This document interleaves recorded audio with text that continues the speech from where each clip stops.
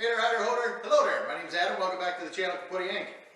Today's adventure, I have my 03 Ford F250. It's got a V10, 4-speed automatic transmission. It is a 4-wheel drive. Transmission cooler, this is Minnesota. Transmission cooler lines eventually have gone out on it. They started leaking. I replaced them with rubber as a quick fix this summer when I was in a hurry and a pinch. I'd rather not have just rubber lines.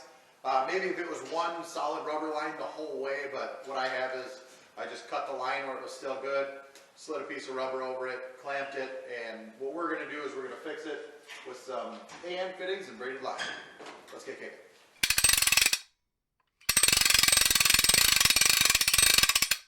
So we put an aftermarket cooler in this thing. You can do like the 6-liter cooler, I think, or something like that, but I just prefer this. I got this recommendation from my buddy Andrew. That's Andrew with a B. So we installed it. This kit, I don't remember, I want to say this cooler is like at least 150, 200 bucks. It's nice, large. And the main reason for that is that transmission, what happens, this one hasn't started doing it, my plow truck did, is it actually starts leaking from the front seal of the transmission, and that happens when the transmission gets just a little too warm. Well, we don't want the transmission getting warm. A hot transmission is a dead transmission, and I really don't want to have to put a transmission in something if I don't have to. And if that cooler's not keeping up with an older transmission, how well is it going to do with a newer transmission? And, you know, there's no reason you don't want this other than I don't feel like putting a cooler in or whatever. So this cooler came with like a barb fitting and rubber hoses. They're actually still here. I have them. I have the new fitting in here just because I wanted to make sure it fit. But here's the old fitting. And what this is a 3/8 reverse flare.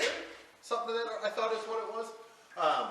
But I just used that information from the information from this cooler that I had and just ordered some Earl's fittings.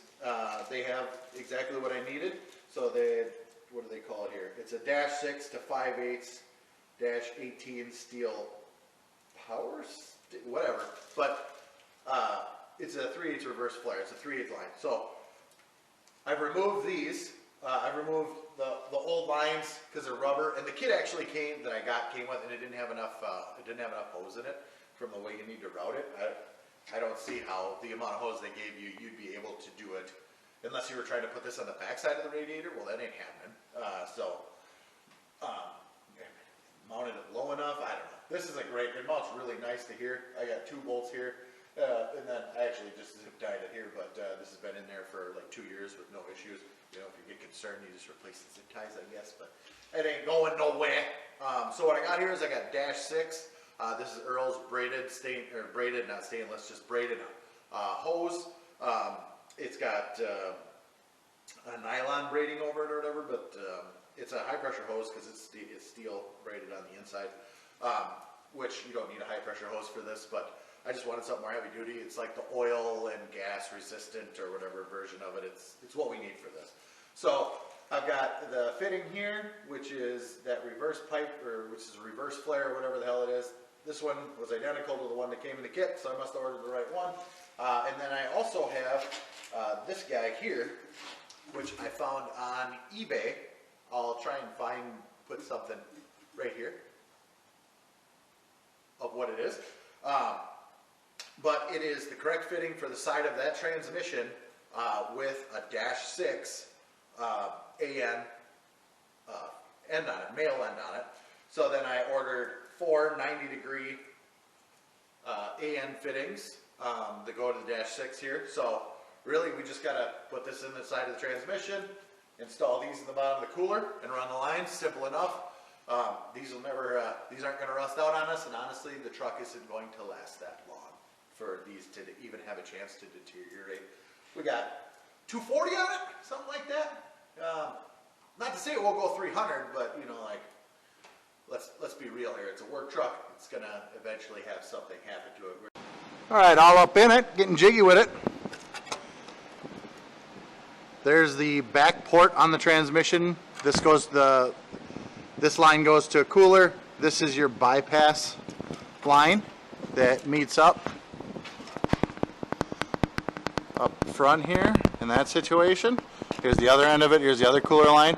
And I don't know if you can see that it's wet right there. And that line is held together by hopes and dreams by the look of it. So we're going to remove all that and just put the fittings in and bypass that cooler completely. All right, little update here.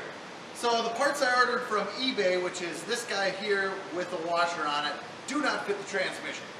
They fit the cooler, which kind of says that in the ad, but it describes a fitting for the cooler lines. You know, they said for the cooler lines to attach to, and that it won't crack the case. It says it specifically fits a transmission, and it names out the specific transmissions, when in fact, I believe it fits the cooler, which I don't use that cooler anymore, so it's irrelevant. So these right here, fail.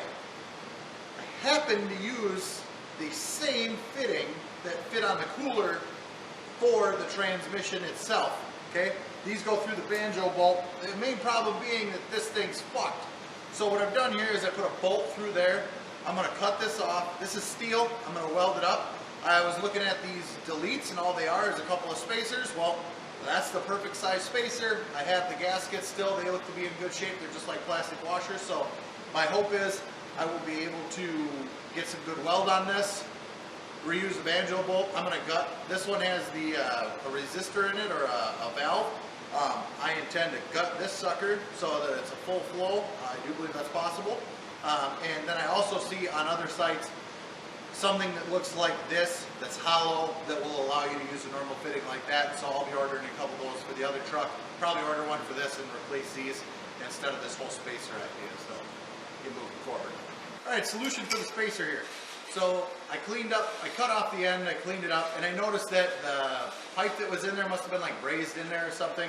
And I don't know if what was in there would affect the weld. So I actually drilled it out so it's a little larger. I took a bolt, a steel bolt, and I rounded the head, and now that fits nice and snug down in there. And then I have this 1/2-inch bolt just going through here as a stop. And what I'll do is I'll set that down as far as I can, and I'll throw some tacks on it, and I'll actually probably cut the head off, and I'll set that little puck down in there, and I'll just fill it up with weld. Hopefully it'll be a nice tight fit. Okie dokie. I got that sucker gutted. Got the spring, everything out of there. May have damaged it because I'm an idiot. We'll see. See if it leaks. But we've got this whole deal. Hopefully these washers still seal up. They appear to be in good shape. I was able to put a plug in there and weld her up.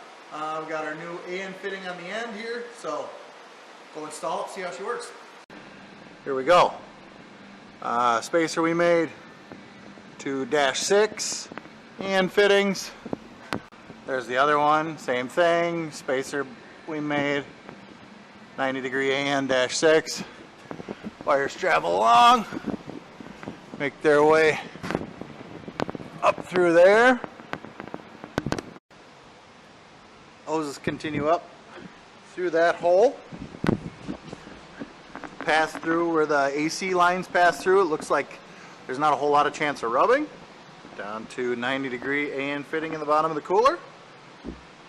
Hopefully we have our leak issue solved. Well, that's a wrap. Things went well. Test drove it. No leaks. Temperature stayed really nice and consistent.